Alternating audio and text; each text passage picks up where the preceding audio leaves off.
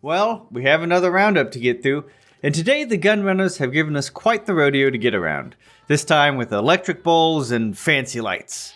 That's right, this time is the first of the energy weapon roundups, and this time we've been blessed by mostly new mods and a unique weapon, before we carry forward to the heavy energy weapons, which, don't worry, they are more numerous than they ever have been before. But before we get there, we have to look at some of the inventive things that have come from the heartland of the new California Republic. Now, for most of their history, the gunrunners only dealt with refurbished energy weapons, and as other families took over that arsenal, gunrunners stuck mostly to ballistic weapons. But it seems they have a few things to shore up those shady Van Graffs. And they probably have a good reason to do so. The Van Graffs are, as the name implies, a family business, and were a business that used to be at war with the NCR when the NCR was a little smaller. While not a full-on declaration, there were skirmishes and loads of fighting in between the two factions. Now this slowly started moving toward the NCR's favor, as they weren't limited to mercenary forces and a single family from Reading. So, no matter how much the matriarch didn't want to happen, they did have to get out of the way of the NCR and start spreading their business of dealing arms and precious metals to places that the NCR wasn't.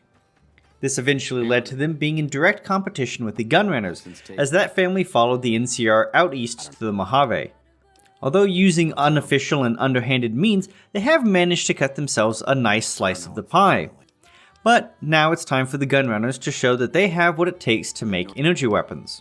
Although it might be that Gloria Van Graff has obtained some of their shipments because she sells some of their specially marked product. Now, like before, there are a selection of weapons on offer, but most of them are pistols.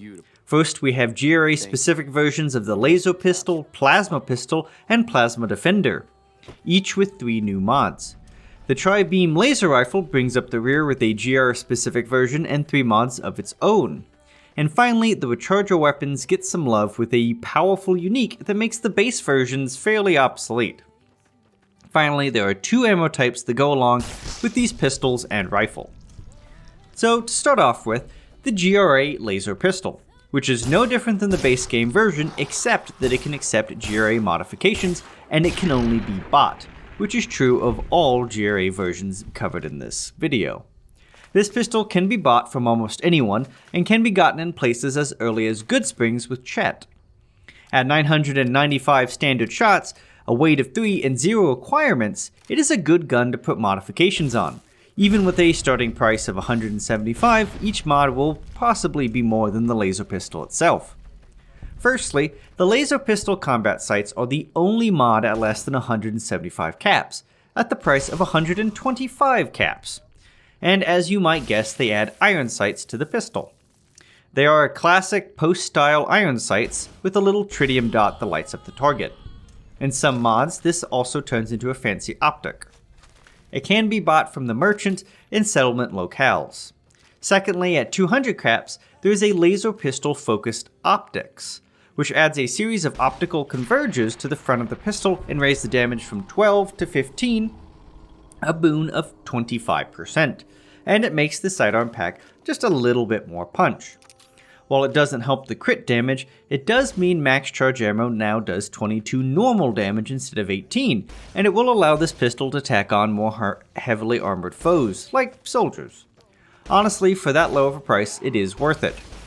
Then finally, the Laser Pistol Recycler, the most expensive mod at 275 caps. It is like every other recycler, giving you 1 energy cell back for every 4 fired. Overall, this isn't spectacular. For the cost, it's not a big deal, but small energy cells are the cheaper ones, and this is only beneficial if you're using overcharged or max charge ammo. In total, you can spend 775 caps on a laser pistol and be close enough to just upgrade to a laser rifle. But you have a sidearm that is much nicer to use, and for only 500 caps, you can get the iron sights and focus optics, which make it a nice companion for a laser-only playthrough. But for those with hot plasma running through their veins, the plasma pistol offers a different set of mods. Again, packing the same stats as the base plasma pistol at 745 standard shots, 33 damage, and 200 caps cost. With no skill requirement, this gun is also very attractive for mods. This pistol can be bought from almost anyone, and just like the laser pistol, can be gotten as early as Good Springs. The cheapest mod is the Plasma Pistol Magnetic Accelerator, which costs more than the pistol itself at 225 caps. And like other accelerators, it increases the speed of the plasma projectile. While this is useful for the rifle, which gets triple speed, the pistol is fairly inaccurate, so this mod isn't a godsend, but it can be good to avoid annoying conflicts with fast enemies, as it simply doubles the speed. The next two are the same price at 325 caps. One is the Plasma Pistol Recycler, which does the same thing as the Laser Pistol Recycler, but even worse, since it only refunds a single cell for every 4 shots, which is 8 cells. It's kind of a hard pass on this one. And the third one, and probably best one, is the Plasma Pistol High Energy Ionizer. It simply increases the damage by approximately 20% from 33 to 40.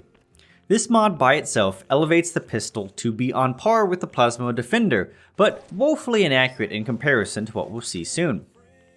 Now, the Plasma Pistol will always be the budget Plasma Defender, since even with all these mods, it is only 1075 caps, and it does a tiny little bit more damage while being more durable. However, it is very inaccurate and should be relegated to pistol duties only. And damage-wise, it only needs 525 caps to reach the damage limit. Hardly a comparison to the laser pistol since it is dealing 40 damage compared to 15 with standard ammo. And not to mention, it's also boasting higher crit damage. With this one, I think it gets out the cheapest and easiest. Just go for damage, it is what plasma is for. Now, for those of refined plasma taste, there is the aforementioned Plasma Defender, which has new mods that pointed in a different direction than just solely damage. The most expensive of the pistols base at 3000 caps, the GRA specific version is no different. Only available from higher quality vendors like Cliff, Nitrores, etc., the GRA specific version has no differences, but at 495 shots of durability and 50 energy requirement, it is a little harder to sell as a go-to modded weapon. But for those that love the Glock 86, there are 3 mods for it. The cheapest at 1200 caps is useless without the next mod. This first mod is the Plasma Defender Scope with a zoom of 1.65 times, which is a nice close range scope, and it gives you a large square sight which minimizes the tunnel visioning but lacks a precise sight picture. Although that itself is also fine given the large size of the plasma balls. The next one which helps the scope is the Plasma Defender Sheath Stabilizer, which reduces the spread from 0.3 to 0.1, making the Plasma Defender the most accurate plasma weapon. But at the price of 1300 caps, the combo is approaching the same cost as the original pistol. Now the last mod is the one of most questionable use. It is the Plasma Defender High Capacity Terminal for 1600 caps. This raises the magazine capacity of the Plasma Defender to 64, which equates to 32 shots or double its current capacity. This is less useful simply because accurate plasma results in dead enemies, and the reload is only 2 seconds, hardly the matter of life or death most of the time. At a cost of 7,100 caps, the fully modded Plasma Defender is a tall order, matching the cost of the heavy plasma weapons. But if only the first 2 are bought, the price drops to 5,500. Still expensive, but much more doable for the most accurate plasma in the game. If you can swing it and keep it repaired, it is the best option for killing plasma frustrations. Lastly, we have the Tri-Beam Laser Rifle. Already an insanely expensive gun costing 4,800 caps base, which is 6 times more than the base laser rifle, and basically double the price of the multi-class rifle, this is one of the hardest cells to buy simply to modify. Especially considering its low durability of 245 shots, its only positives is its tight spread and high crit multiplier at 1.5 times over the multi-class. But in case you are laser focused, here is the money sink, and just like the Plasma Defender, it is available from the higher tier vendors. At 1800 caps, there is the Tri-Beam Laser Rifle High Capacity Terminals, which makes space for another microfusion cell, thus doubling the ammo capacity to 48 cells or 16 shots. It's honestly not a bad upgrade, but again, expanded magazines are rarely on things that need it. After 8 shots, most things should be dead from this weapon, and only in an open area, where shotguns like this are at their weakest, would you need to fight so many people. It's really a pass that saves you around 2,000 caps. Then there is the Tri-Beam Laser Rifle Focus Optics, which, like the other convergers, increase the damage by 3 for each beam. It is a tiny increase of 14% from 22 per beam to 25 per beam, which is a total of 75 damage. Now, this will allow it to crush the threshold against Deathclaws and Super Mutant Masters quite well. It makes this weapon able to nudge into the higher tier of enemies. At 1,900 caps, it is pretty good for a tiny bump, since this tiny bump makes an actual difference. Lastly, at 2,100 caps, there's the Tri-Beam Laser Rifle Heavy Duty Capacitors, which increase the durability by 2,000 to 745 shots.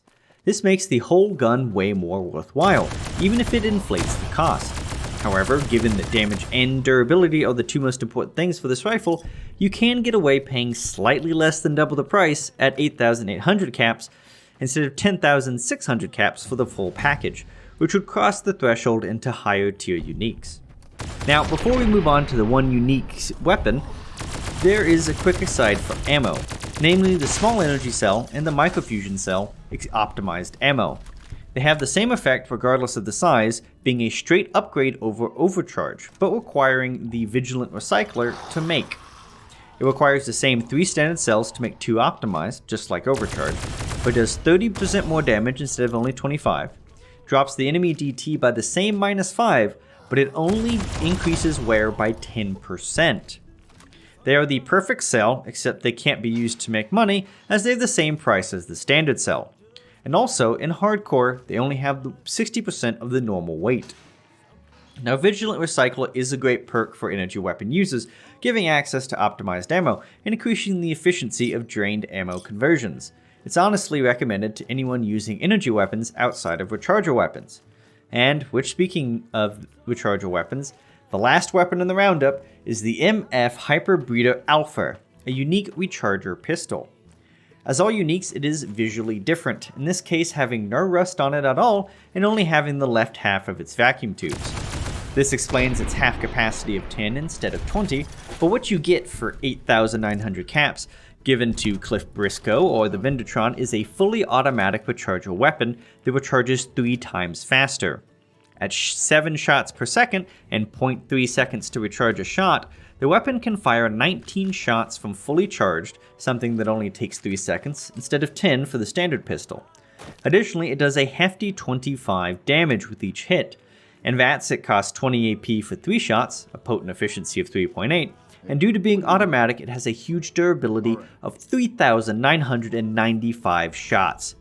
It is a beast of a weapon, especially since the recharger pistols are already fairly expensive at 2,700 caps. It does lose out in spread at 1, and crit chance, which is a multiplier of 0.24 due to it being automatic. But it excels where the other recharger weapons flounder.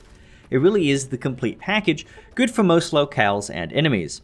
If you want to save money in the long term, this is the weapon for you, or if you are doing hardcore, this will let you save all the weight that you can.